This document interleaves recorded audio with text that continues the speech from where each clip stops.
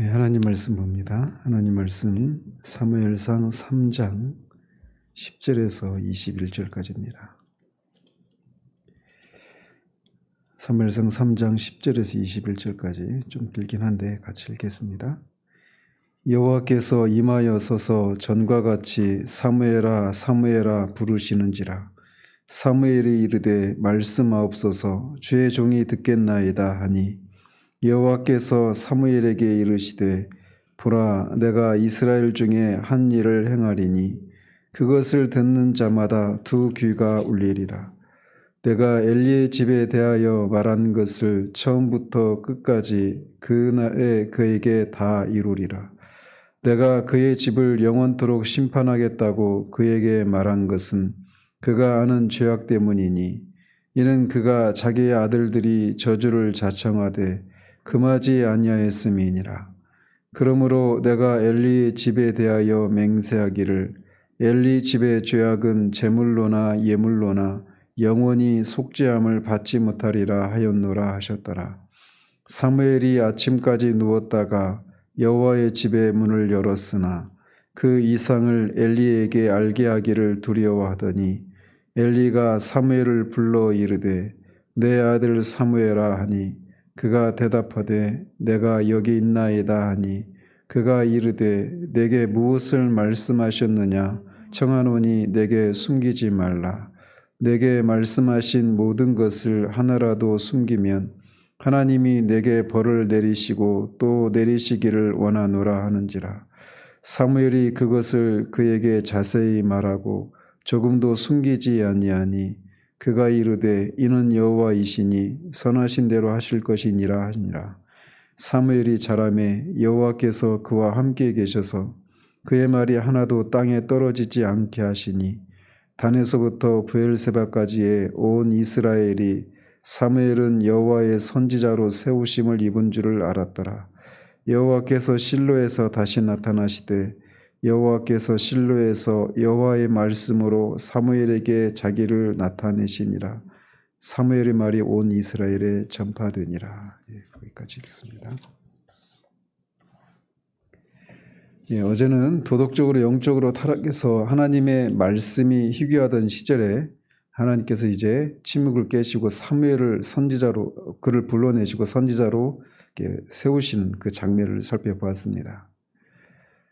이것은 개인적인 차원에서 보자면 엘리 제사장을 대신해서 이제 사무엘이 엘리가 맡았던 직무를 대체한다 이런 의미도 있지만 더 크게는 이스라엘 향한 하나님의 새로운 구속 경륜이 이제 시작된다라고 하는 것을 의미한다고 말씀드렸습니다. 오늘은 이렇게 사무엘이 하나님의 부르심을 받고 선지자로 이렇게 선지자로서 하나님이 부르심을 받고 나서 첫 번째로 했던 일을 살펴보도록 합니다. 먼저 10절에서 14절까지에서는 이제 하나님께서 사무엘과 직접 대면하셔서 엘리 가문의 멸망을 예언한 내용이 기술되어 있습니다. 그런데 10절에 보면 여호와께서 임하여 서서 이렇게 말을 하고 있습니다. 우리가 알다시피 하나님은 영이시기 때문에 서 있다 이런 표현이 하나님께는 해당이 되지 않는 그런 표현이죠. 근데 마치 사람이 서 있는 것처럼 그렇게 여호와께서 서서 이렇게 말씀하고 계셔서 표현하고 있는데 이런 거를 신인 동영론이라고 말을 하죠. 근데 이렇게 그 하나님께서 그리고 영이신 하나님께서 사무엘에게 서서 임재하셔서 서서 이렇게 말하고 있는 것은 하나님이 이 사무엘을 직접 찾아오셔서 만나시는 그런 주도적으로 만나시는 그 하나님이 직접 찾아오셨다라고 하는 이것을 이렇게 강조하는 동시에 그 하나님과 사무엘과의 그런 생생한 만남을 보여주기 위한 그런 표현이라고 할 수 있습니다. 또 동시에 하나님께서 하나님의 종을 찾아오시는 그 사무엘을 찾아오신 하나님의 마음이 얼마나 간절한가 이런 것도 여기서 볼 수가 있습니다. 그래서 신약에서도 예수님께서 그리스도께서 그 라오디가 교회를 향해서 내가 문 밖에 서서 두드린다라고 하시면서 그 하나님의 백성들이 주님과 깊은 교제를 주님께서 하나님의 백성들과 깊은 교제를 나누기를 원하는 마음을 그렇게 표현했는데 이런 것을 통해서도 그것을 보여주고 있는 겁니다. 그러면서 사무엘은 그를 부르시는 하나님의 그 부르심에 엘리가 알려준 대로 말씀하옵소서 주의 종이 듣겠나이다 이렇게 말을 하고 있습니다. 그런데 우리 보시면 앞에 이 3번에 걸쳐서 하나님께서 사무엘을 부르셨습니다.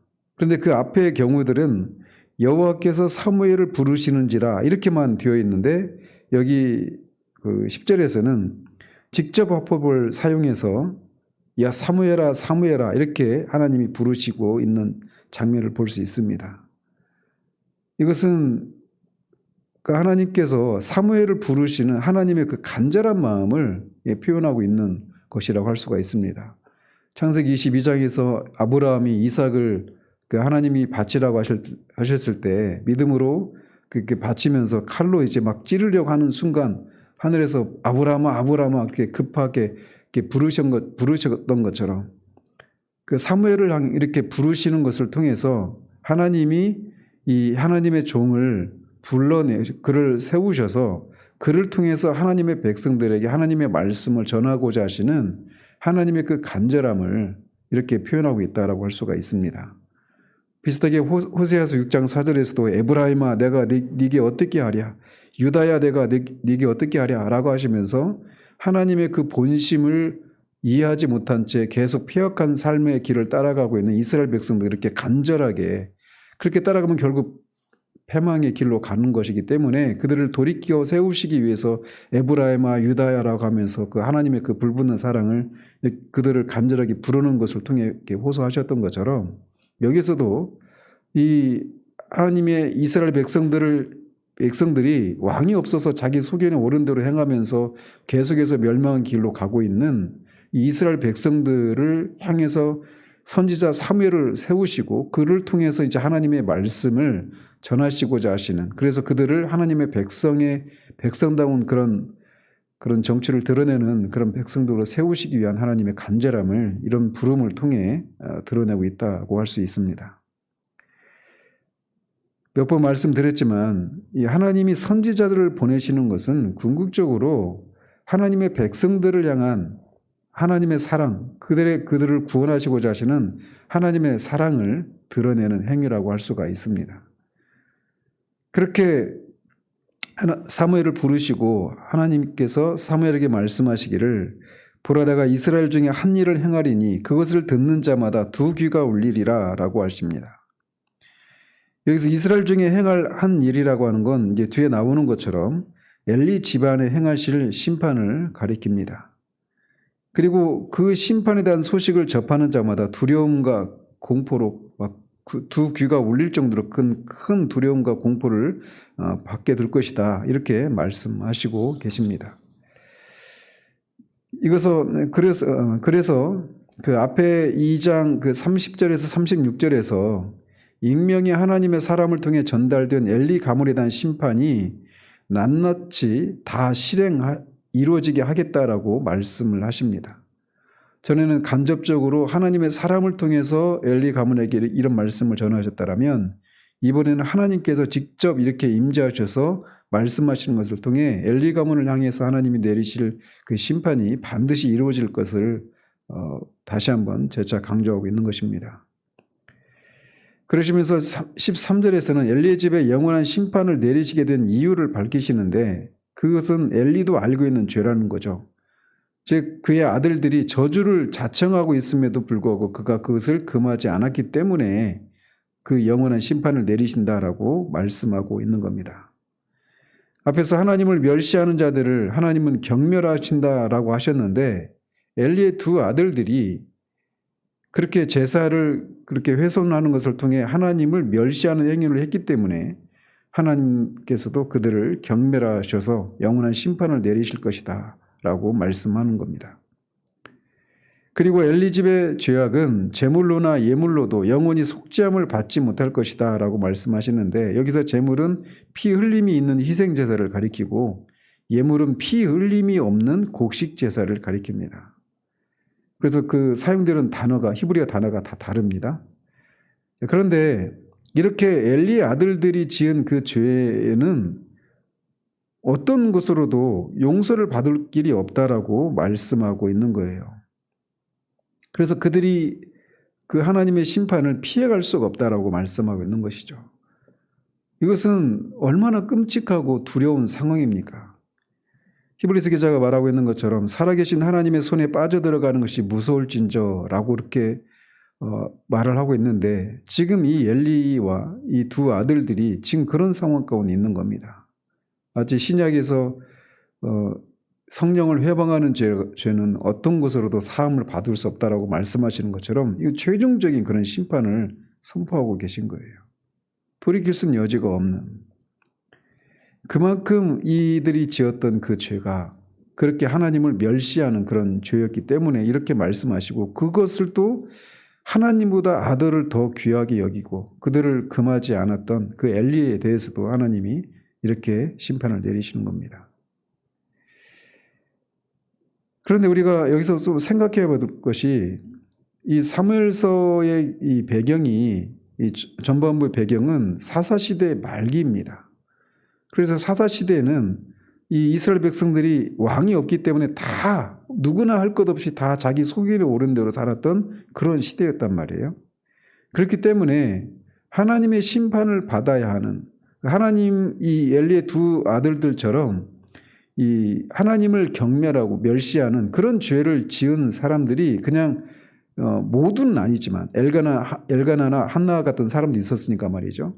근데 대다수가 사사기 마지막에서 평가하고 있는 것처럼 이스라엘 전체라고 말할 수 있는 그런 사람들이 다 그렇게 똑같은 죄를 지었단 말이죠. 그런데 왜 유독 하나님께서 엘리 가문에 대해서만 이런 심판을 내리시겠다라고 말씀하시는가라고 하는 것을 우리가 주목할 필요가 있다는 겁니다. 실제로 이 뒤에 이제 4장에 보면 이스라엘이 블레셋에 패하고 언약궤를 뺏기고 수만 명이 죽지 않습니까? 이거는 이스라엘 백성들도 하나님으로부터 심판을 받은 거란 말이에요. 따라서 이스라엘 전체가 다 심판을 받아야 되는데, 특별히 그 엘리 가문을 향해서 이렇게 이런 심판을 내리시는 이유가 뭐냐라는 겁니다. 그것은 다른 곳은 다 타락하고 범죄할지라도, 또 다른 사람은 다 타락하고 범죄할지라도 하나님의 거룩한 처소인 이 성소만은 거룩하고 타락해서는, 그리고 그 안에서 하나님을 섬기는 제사장들은 타락해서는 안 되기 때문에 이렇게 특별히 이들의 엘리 집안을 향해서 하나님께서 심판을 선포하고 계시는 것이다라고도 말할 수가 있습니다. 하나님의 성소는 이 죄인들이 거기 계신 하나님께 나아가서 그 제사를 통해 자신의 죄를 구하고 하나님부터 죄 용서를 받고 하나님과 교제를 나누고 하나님의 임재 가운데서 하나님의 통치를 받는 그런 거룩한 처소였습니다. 다른 모든 것은 다 그렇게 타락하고 범죄할지라도 성소만큼은 그렇지 않아야 될 것이 바로 이 성전이었단 말이에요. 그런데 그곳에서 그런 죄를 지었고, 더더군다나 이 백성들을 가르치고 선도해야 될 그 제사장이 그런 짓을 했으니 하나님께서 더욱더 이런 진노를 바라시는 것입니다. 그래서 이스라엘 전체를 심판하시겠지만 먼저는 엘리 집의 심판을 내리시겠다라고 말씀하시는 거예요. 그래서 이 심판은 궁극적으로는, 이 심판에 대한 선언은 엘리 집안에 대한 선언뿐만 아니라 이스라엘 전체를 향한 것이다, 이렇게도 말할 수가 있는 것이죠. 그래서 우리가 장차 주님이 오시면 베드로전서 4장 17절에서 하나님의 집에서 심판을 시작할 때가 되었나니 만일 우리에게 먼저 하면 하나님의 복음을 순종하지 아니하는 자들의 그 마지막은 어떠하겠느냐라고 그렇게 묻습니다. 하나님의 집에서부터 심판이 시작이 돼요. 그래서 하나님의 집안에 있지만 알곡과 섞여 있는 가라지들을 먼저 걸러내시고 이 세상을 심판하시는 일들을 차후에 하시는 것이죠. 지금 엘리 집안이 이렇게 먼저 이들에게 심판을 선포하신 이유가 바로 거기에 있는 겁니다. 이렇게 하나님으로부터 이런 엘리 집안에 대한 멸망에 대한 이 메시지를 받은 후에 사무엘은 아침까지 누웠다가 아침에 여호와의 집의 문을 엽니다. 그렇지만 하나님께서 엘리 집안에 내리실 이 심판에 대한 이 이상을 통해 내리신 이 심판을 엘리에게 알게 하기를 두려워합니다. 인간적으로 생각하면 이 사무엘의 심정을 충분히 우리가 헤아릴 수가 있죠. 그 소식을 듣고 엘리가 어떤 반응을 보일지는 너무 뻔한 것이기 때문에 그렇죠. 이것을 통해서 이제 선지자라고 하는 사람이, 하나님의 말씀을 전하는 사람이 어떤 그의 본질적인 본분이 무엇인가를 여기서 이제 우리가 알 수 있는데, 뒤에서 결론적으로 말씀을 드리도록 합니다. 자, 그러고 있을 때 엘리가 먼저 사무엘을 부릅니다. 엘리도 하나님께서 부르신다라고 하는 것을 알았기 때문에 아마 밤새 무슨 말씀을 하셨을까 궁금해하면서 잠을 이루지 못했을 거예요. 그러면서 하나님께서 뭘 말씀하셨느냐고 묻습니다. 그러면서 사무엘에게 하나님이 말씀하신 것 중에 하나라도 숨기면 하나님께서 사무엘에게 벌을 내리시기를 원한다라고 말하면서 하나도 숨기지 말고 말해라, 이렇게 말을 합니다. 그러자 사무엘은 하나님께서 하신 말씀을 조금도 숨기지 않고 엘리에게 전합니다. 근데 놀라운 반응은 엘리가 그런 얘기를 들었을 때 자신이 저지른 그 죄에 대해서, 또 자신들의 아들들의 그 죄에 대해서 어떤 정당화시키고 합리화시키는 것이 아니라 이는 여호와의 신이 선하신 대로 하실 것이니라 라고 반응한다라는 겁니다. 즉 이 말을 통해서 엘리는 이 계시의 주체가 사무엘을 통해서 하신 이 말씀하신 분이 하나님이심을, 주권자이심을 인정하고 있는 것이고, 또 자신의 죄도 인정하고 있는 것이고, 따라서 자신의 죄에 대해서 심판을 받는 것도 정당하다고 인정하고 있는 것입니다. 비록 그가 죄를 범해서 심판을 받게 되었지만 하나님을 원망하거나 또 자신의 죄를 정당화시키고 합리화시키는 것이 아니라 하나님 앞에서 이렇게 자신의 죄와 심판의 정당함을, 그리고 심판을 내리신 하나님의 주권을 인정하고 있다. 이 면에서는 우리가 이것을 본받을 그런 부분도 있는 것이죠. 자, 그러면서 19절에서 21절까지는 이제 사무엘이 하나님이 세우신 선지자라고 하는 사실이 실증되는 것에 대해서 기술하고 있습니다. 먼저 사무엘이 자라면서 여호와께서는 그와 함께 계셔서 그의 말이 하나도 땅에 떨어지지 않게 하셨다라고 합니다. 이것은 사무엘이 말한 내용이 하나도 빠짐없이 다 이루어졌다라고 하는 것을 말해주는 거예요. 바로 이것이 사무엘이 참된 선지자, 하나님이 세우신 참된 선지자라고 하는 가장 강력한 증거였던 것이죠. 신명기 18장 22절에서도 선지자라고 하는 사람이 예언을 했는데 그 예언이 성취도 없고 증언도 없으면 그것은 여호와께서 그를 통해서 말씀하신 것이 아니라 선지자가 자기 마음대로 한 것이니까 그의 말을 두려워할 필요가 없다, 이렇게 말을 했단 말이죠. 근데 이 사무엘은 한 말이 하나도 떨어지지 않고 다 그대로 성취가 되었던 겁니다. 오늘날 이 신사도 운동 진영에서 자칭 선지자라고 하는 사람들이 수도 없이 많은 예언을 쏟아냅니다. 특별히 막 토정 비결이 쏟아지는 정초가 되면 그런 것들이 훨씬 더 많아요. 제가 올해도 올 초에도 그 유튜브에서 이제 아무튼 요한계시록을 보면서 계속 다른 사람들에게 좀 배우기도 하고 비판적인 그런 시각을 가질 필요가 있어서 좀 그 요한계시록 어떻게 설교하나 이런 것들을 보다 보니까 그런 것들이 정말 너무 많습니다. 어떤 그 국내 상황이 좀 위기가 있고 막 그럴 때마다 그런 자칭 한 번 더 관련된 그런 예언을 쏟아내는 것들이 막 쏟아지고 있단 말이죠. 그런데 이 신사도 운동 그 중에 그 선지자라고 하는 그런 많은 사람들이 있는데, 이 국제 기도의 집이라고, 아이합이라고, 인터내셔널 하우스 오브 프레이어라고, 그 국제 기도의 집이라고 그것을 세운 마이클 비클이라고 하는 자칭 선지자가 있습니다. 그 사람들도 그 자칭 예언자라고 하는 사람들이 했던 예언들이 거의 대부분 틀리다, 이렇게 고백을 해요. 그런데도 사람들이 그것을 예언이라고 받아들이고 그 사실에 의해서 막 두려워하고 요동한단 말이죠. 이런 사람들이 우리나라에도 굉장히 많습니다. 그리고 마지막 이 계시록을 강의하면서도 계속 말씀드리지만 이 코로나 이 상황이, 이 우크라이나의 전쟁 이것도 마찬가지고, 이 미중 간의 갈등, 그러면서 막 그 세계 지금 에너지 대란, 기후 그 이상, 이런 것들이 계속 가중되는 상황 가운데서 이런 사람들이 훨씬 더 많이 나타날 거예요, 앞으로도. 그래서 여기서도 여기저기 자칭 그리스도라고 하는 사람, 또는 그리스도를 통해서 하나님이 자신에게 말씀하셨다라고 하는 이런 사람들이 수없이 많이 일어날 것입니다.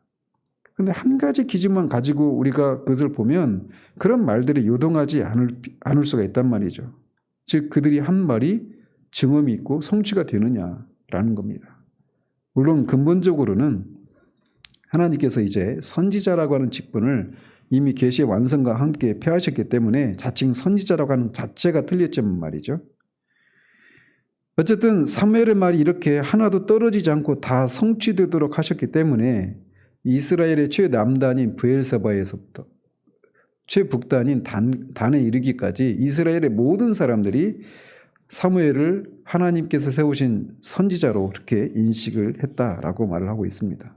21절 역시 같은 것을 반복하고 있습니다. 당시 사무엘은 실로에 이렇게 머무르면서 여호와를 섬기고 있었는데 하나님께서 다시 나타나셔서 그에게 하나님 자신을 나타내 주셨다라고 말하고 있습니다.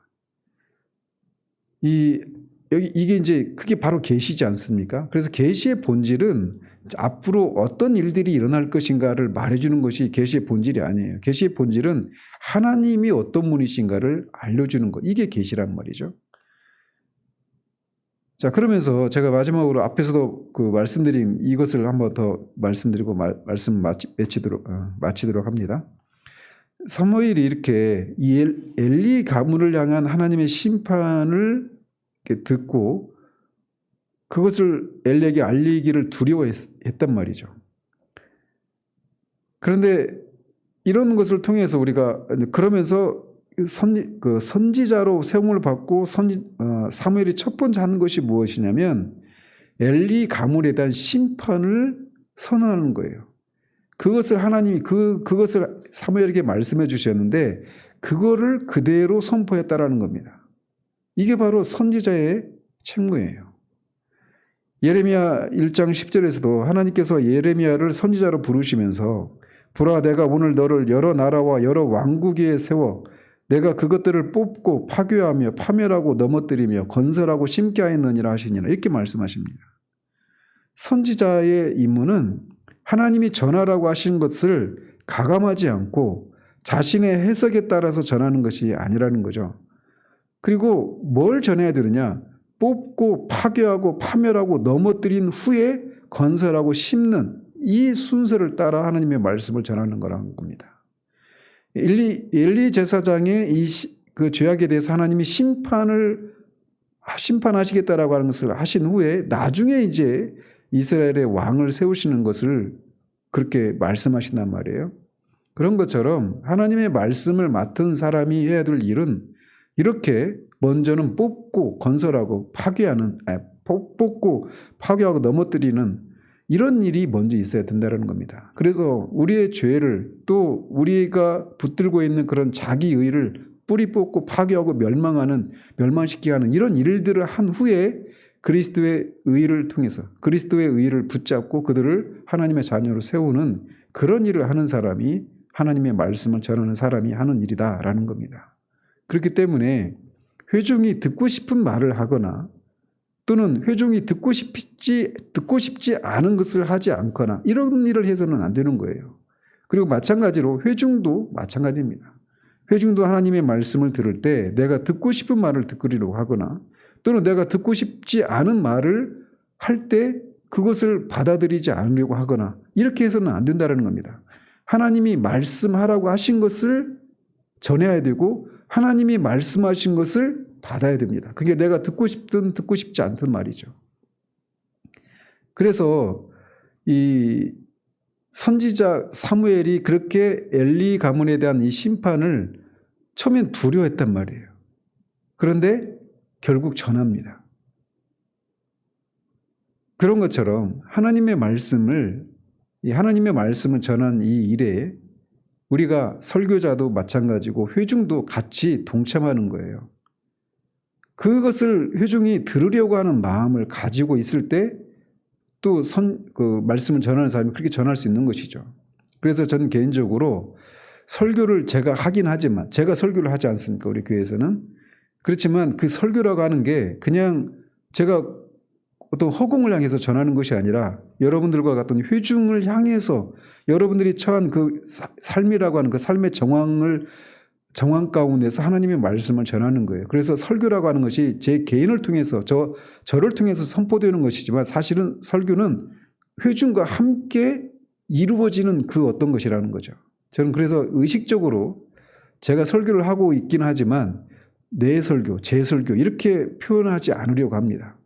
우리 교회 설교라고 말합니다. 누가 유튜브를 통해서 누가 우리 교회 설교를 듣고 왔다 이런 식으로 제가 표현하지 내 설교를 듣고 제 설교를 듣고 이렇게 표현을 하지 않으려고 그래요. 그러니까 여기에서 그런 생각을 하는 것입니다. 그래서 로이드 존스 목사님이 목회를 마치면서 회중들에게 감사를 표했다고 하는 이유도 바로 그런 것 때문에 그런 겁니다. 그런 말씀을 들을 수 있는 회중이 있으니까 그런 설교를 할 수 있었던 것이죠. 그래서 제가 개인적으로 이 아침에도 여러분들을 향해서 저는 우리 교회에서 말씀을 전할 때 갈등이 있죠. 말씀을 전할 때 어떤 때는 이 말씀을 전하면 여러분들 중에 분명히 우리 교회 식구들 중에 누군가가 힘들어하는 이런 것이 분명히 있는 그런 상황들이 있어요. 그때 진짜 미친놈처럼 본당을 빙글빙글 돌면서 갈등을 합니다. 그런데도 지나보면 말씀을 그렇게 거리낌 없이 전해왔던 그런 시절이었던 것 같아요. 여러분들이 들으려고 하는 회중들이 있기 때문에 그런 것이 가능했던 것이죠. 그래서 저도 이 아침에도 여러분들에게 그렇게 말씀을 전할 수 있는 그런 토대를 이런 마음의 밭을 이렇게 허락해 주신 여러분들에 대해서 감사하는 마음이 있습니다. 어쨌든 우리 시대가 제가 종종 우리 한국교회 그런 현실에 대해서 감히 그냥 무명의 그런 목사가 조그만 그런 목회하고 있는 사람이 한국교회 거론을 하면서 이런저런 얘기를 하는데 그런 어떤 설교의 가르침에 잘못된 그런 가르침들이 나타나고 있는 현실들을 우리가 얘기하면서 그냥 그게 단지 설교자만의 문제가 아니라 회중의 문제이기도 하다는 것을 여기서도 다시 한번 보게 됩니다. 어쨌든 하나님은 이렇게 선지자 사무엘을 세우시는 것을 통해서 하나님의 백성인 이스라엘을 향해 이제 하나님의 본격적인 그런 사역들을 펼쳐 나가십니다. 그런데 먼저는 뿌리 뽑고 파괴하고 하는 일들이 먼저 진행이 돼요. 그래서 4절에서 그 일이 진행이 되는 겁니다. 내일부터 또 사장을 살펴보도록 하겠습니다. 기도하겠습니다.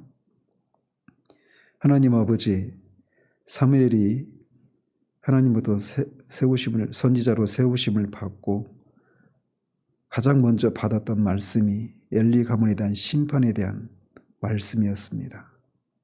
그리고 그 말씀을 엘리에게 전하려고 하기 전에 두려운 마음이 있었지만 결국은 하나님이 전하라고 하신 말씀을 전하는 이 모습을 살펴봅니다. 말씀을 전하는 사람의 본질이 바로 거기에 있음을 우리가 다시금 생각하고 또 그 말씀을 들은 엘리가 여호와는 선하시니 하나님의 뜻대로 그렇게 이루어질 것이다라고 자신의 죄를 그렇게 인정하는 이 엘리의 이 태도와 같은 설교자와 회중이 같이 공존할 때 하나님의 말씀이 온전히 선포된다라는 사실들을 우리가 또 돌아보게 됩니다. 말씀을 전하는 저나 말씀을 듣는 우리 교회 식구들이 하나님의 말씀을 하나님의 말씀으로 받는 그런 성숙한 그런 우리들 될 수 있도록 도우셔서 우리의 삶을 통해 우리 교회를 통해서 마땅히 선포되어져야 될 말씀들이 아무런 거리낌이 없이 선포되어지는 그런 일들이 일어날 수 있도록 도우시기를 원합니다. 이 아침에 기도 가운데 우리를 만나주시기를 소원하옵고 우리 주 예수 그리스도 이름으로 기도합니다. 아멘.